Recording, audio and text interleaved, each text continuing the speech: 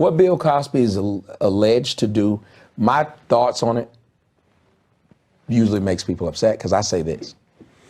If you are a woman and you knew he was doing this to you, and there's generations of these women, you had an ethical and a moral responsibility to stop the man before he did it for 20 more years. Because right now, we want to get awards on TBS and NBC and whatever while we still have black entertainment TV. But if there was a white entertainment TV, how far would that go? If there was a white NBA, if right now white people say, well, we can't get in the NBA, so let's just make our own, we'd still call that racist. Yet we have a WNBA where women are allowed to go and play and keep men out. Right. A liberal homosexual says, well, you should accept my lifestyle. But if you say, well, I accept your lifestyle, I just don't want my kid to be one. Well, you're a bit.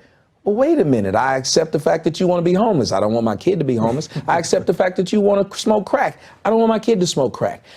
I have 2 daughters. I don't want them dating someone who's poverty stricken. What does that make me? I don't understand that we can't even have a preference anymore when life used to be about preferences and abilities. I have no problem with a white person saying, well, my granddad was white, my grandma was white, I kind of want my white kid to marry a white person. Now, I know what people are going to say. They're going to say, well, wait a minute, you can't say that because Jews and the Holocaust, and they didn't choose to be in the Holocaust. Yeah, they did.